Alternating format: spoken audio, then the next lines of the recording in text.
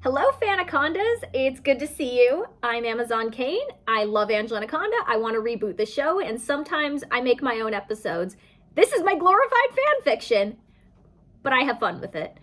Anyways, I know this is stuff that you guys really like, and I love sharing it with you. With that being said, I am just going to be lazy tonight. In the past, I have done costumes and edited that all together, costumes for each characters. I just have a lot on my plate. I have to work a lot more. So I'm just going to be lazy, not do the costumes, just read it through in the various voices. But I do still want to have fun with this, and I know you do too. But this one is going to be an original. Sometimes I rewrite Anaconda episodes, and sometimes I do original ideas. This one's an original. It is called The Bonus Word That's a Bonus. Anyways, thank you guys for coming back. Thank you for watching my stuff. You can always check out my channel to see my other Anaconda videos. I have other episode videos, including originals, rewrites, reviews of the whole series, interviews with cast and crew, etc. Anyways, here is The Bonus Word That's a Bonus. Fade in. Interior, Mrs. Brinks' classroom, day. Mrs. Brinks writes down some words on the whiteboard. Anaconda takes notes along with her classmates. Today, Mrs. Brinks is giving us some new words, which is usually her trying to get people to say nice things about her. As you expand your vocabulary, you should start thinking of the meanings of words and not just spelling them mindlessly. Carlene writes down every single word. And not just spelling them mindlessly. Mrs. Brinks writes the word charismatic. Can someone tell me what charismatic means? Johnny, who has the answer on his phone in front of him, raises his hand. Having charisma! Meaning what? Johnny smiles proudly. Being charismatic! Mrs. Brinks huffs impatiently. It means having a compelling charm which inspires devotion in others, like our top student Annette Menoir. She gestures to a gold star chart. Nanette outranks everyone by a significant amount. Angela rolls her eyes. Every one of those gold stars came from Ninny Poo being Mrs. Brinks' niece. This rigged system is rigged. Can you think of someone who is charismatic? Nanette raises her hand. Why, you, of course, Mrs. Brinks. Oh, why, thank you, Nanette, dear, and so unprompted, too. I'm going to give you a gold star for your kindness. She adds another gold star to Nanette's place on the board. Nanette passes Angela, smiles smugly, and points to her own name, which has no stars next to it. Très bien, which is French for, that's how you get ahead in life, Anaconda. Mrs. Brinks writes the words, alluring, arresting, and prepossessing on the whiteboard. And how about its synonyms right here? She preens her hair. Nobody takes the bait. Johnny raises his hand. I thought arresting is what cops do. Mrs. Brinks passive-aggressively writes schadenfreude on the board under the phrase bonus words. Well, then here's another word, schadenfreude. It means happiness at the pain and misfortune of others. Angela looks up to see the word. She hears several loud screech sounds. She turns. The whole class is staring at her. What? Exterior, playground, day. Angela and her friends play tetherball, passing it back and forth amongst each other. Why was everyone staring at me the way they were staring, guys? Gina scratches her head as she passes the tetherball. You didn't see it, Anaconda? See what? Gordy Reinhardt steps forward. You have a tendency of laughing at other people's pain and misfortunes. No, I don't. Johnny nods. Yeah, you do! Name one time. Flashbacks. Exterior, playground, day. Johnny eats a sandwich under a tree. A squirrel jumps out of a tree and wrestles him for it. Angela laughs as he screams. Exterior, sidewalk, day. Jimmy Jamal walks along the sidewalk, engrossed in his phone. Something falls on the screen. He looks up. A shitload of pigeons looks down at him from power lines. Splats are heard. Angela laughs. Interior, classroom, hallway, day. Nanette walks down the hallway, holding 2 dressed crepes on 2 separate plates. Oh, yoo-hoo, Mrs. Brinks! Mrs. Brinks opens the door, which hits Nanette in the face. Exterior, playground, continuous. Angela crosses her arms. Well, Nitty Poo deserved it.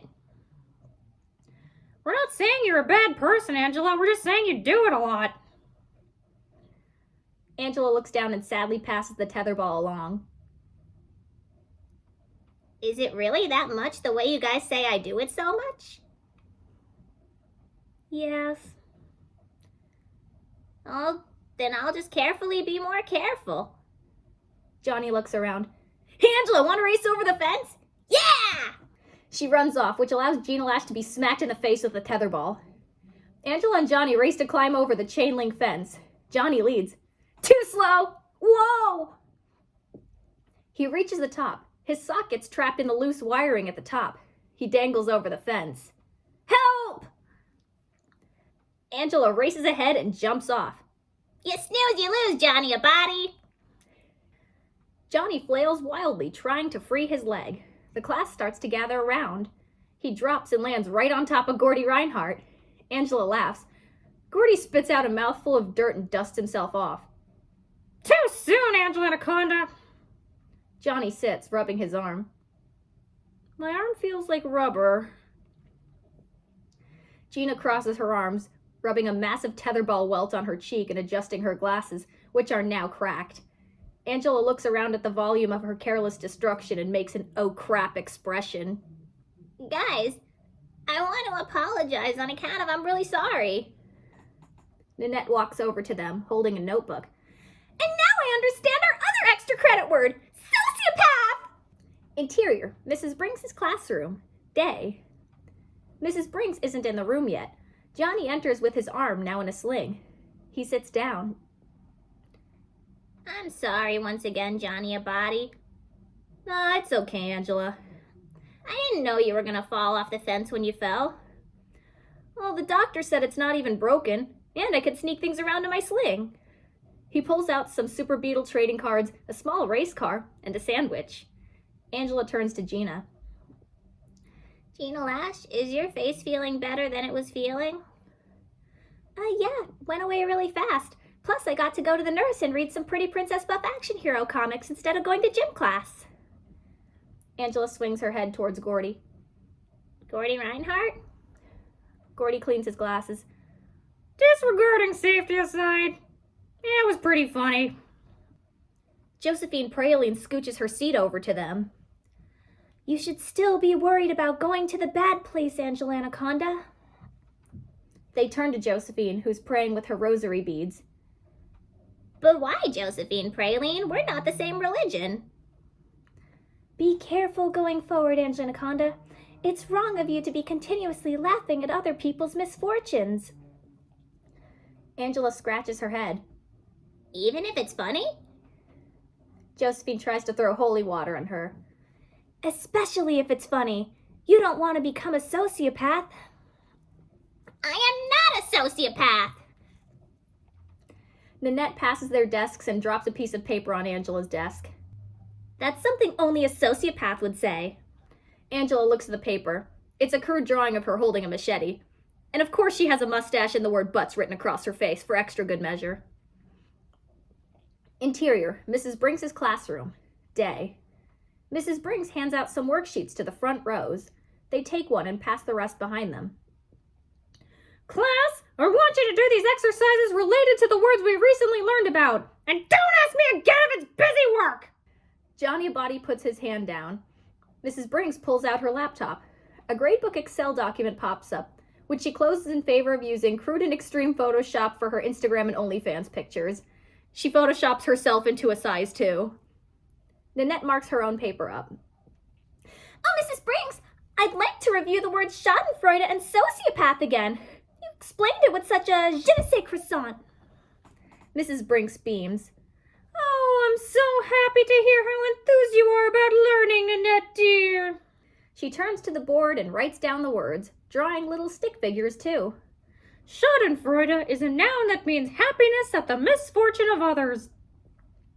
A sociopath. Sociopath is a noun and means someone with a personality disorder that causes them to lie, break laws, and not care about others' safety. Nanette pretends to take notes. So would a sociopath engage in schadenfreude? Mrs. Brinks puts her hand up to her chin, thinking on it for a second. Yes, they would. So is it possible that we could have a sociopath in this very room where we least expect it? Like someone sitting by the window? Nanette looks at Angela. Angela slams her hands down on her desk. I am not a sociopath. Stop making this about you, Anaconda. You think the world's out to get you. Mrs. Brinks points to the door. Anaconda! Go to the psychologist and learn to control your narcissism! Half the class laughs and the other half does that annoying, ooh, you're in trouble noise. Angela curls her fists in completely justified anger. She slinks out the door. Exterior, hallway, day. Angela sulks along the halls with her hands in her pockets. So, Ninny Pooh thinks she knows things she doesn't know, does she? Interior, revenge fantasy, day. Set in a cozy therapist's office, Angela, wearing a lab coat and glasses, enters. Nanette lies down on the therapist's couch. Ninny Wart thinks she knows the human mind, but let's see what actual real psychologists have to say. Angela gestures to Gina Lash, who is vigorously taking notes on a sketch pad. Dr. Gina Lash, smartest in class, is the master of books. Gina adjusts her glasses and looks at her notes and hands Angela a textbook. I'd call this a textbook case of manipulative narcissism, or in layman's terms, being a total butt. Angela takes the book and nods. Yes, indeed, a textbook case. Angela closes the textbook, puts it on a stick as a makeshift mallet, and whacks Nanette in the face with it. Interior, revenge fantasy, hospital, continuous. Nanette on the therapist's couch arrives in the scanning room. Angela pushes her towards Johnny Abadi. But I think we need a second opinion. Dr. Johnny Abadi, master of abnormal psychology. Johnny puts his hand to his chin in deep psychological thought. He pulls out a stethoscope and puts the end on Nanette's face, which is now flattened by the book. Nanette sees stars. Yup, this is definitely abnormal. Angela shoves Nanette and her couch into a brain scan machine. The scan gives a 404 error before blacking out, then showing an empty outline of Nanette's head. Angela points to it. And the brain scan here reveals that there is no brain. There's nothing in here but a big ball of hate. Gina and Johnny clap in a British scholarly manner. Angela pulls Nanette out of the brain scan machine and shoves her to Interior Revenge Fantasy, Ghostbusters office, continuous. They push the Nanette couch into a new office, which is surrounded by ghost decor. But what good is science without confirming the results? Dr. Gordy Reinhardt, PhD in paranormal psychology, will give us his professional opinion that is professional. Gordy rushes over, waving his arms. Dr. Anaconda, this patient is clinically dead inside. I can fix that. She pushes the couch with Nanette on it out the window. Nanette falls down what's revealed to be a ridiculously tall building. Angela!